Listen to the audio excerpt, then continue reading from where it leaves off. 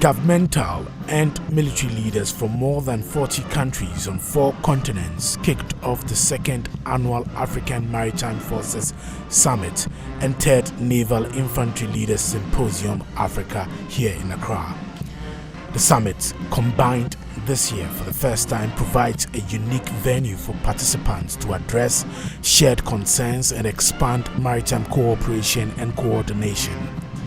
The forum will strengthen strategic level relationships to help facilitate better regional cooperation when dealing with maritime threats. Speaking at the event, U.S. Ambassador to Ghana, Virginia Palmer, said, considering what is happening in West Africa regarding military overthrows, Ghana's military must be commended for respecting the Constitution. She said the maritime domain is big and no country can single-handedly deal with the crimes there. Important these days. So I salute you. We all respect it very deeply. And it is a great contributor to Ghana's success and prosperity. This gathering is a testament not only to our shared commitment to maritime security, but also to enduring partnership between our nations and the continent of Africa. Here in West Africa, peace building and security are never far from our minds. Ghana has been fortunate in avoiding violent extremist attacks. As you know, some of Ghana's neighbors have not been so lucky.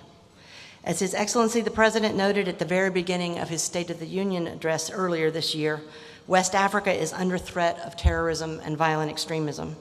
Countries in this region can no longer take our territorial integrity for granted.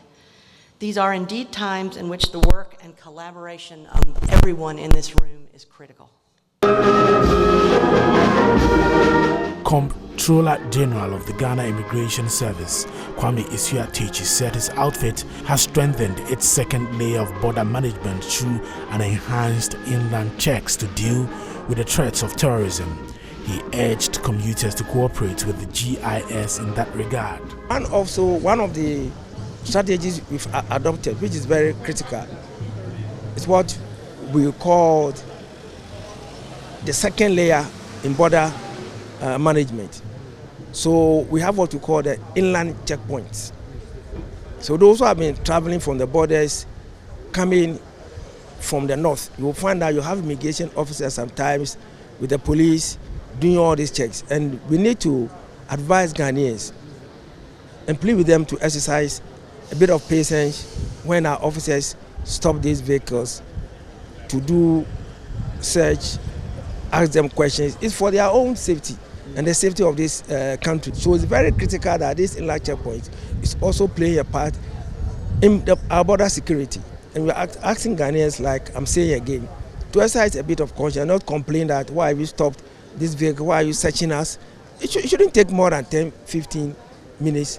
And it's for your own safety, because you don't know that there is a terrorist on the vehicle, because you have a lot of unapproved roads and they may have passed somewhere that we will not have seen them. So we are also appealing to Ghanaians to also assist the Ghana Immigration Service and other security agencies in fighting this terrorism. In his speech, President Akufo-Addo urged the participants to work together and share intelligence that will help clamp down on maritime threats. Today, piracy and armed robbery at sea, which are the most visible symptoms of insecurity in the Gulf of Guinea, have, as a result of the coordination of efforts of the Nigerian, Ghanaian, and other navies, been appreciably suppressed, but still remain important threats to national and regional maritime activities.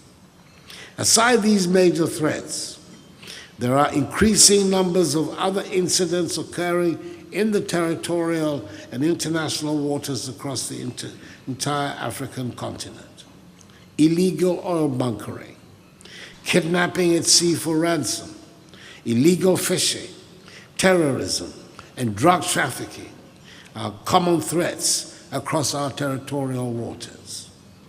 These transnational crimes do not only threaten national and regional peace and security, but they also come at a great cost to the economies of both coastal and non-coastal states. In the face of these challenges, it is imperative that we foster greater cooperation and collaboration amongst African maritime forces. By working together, sharing intelligence, and coordinating our efforts, we can address effectively maritime security threats and safeguard our maritime domain.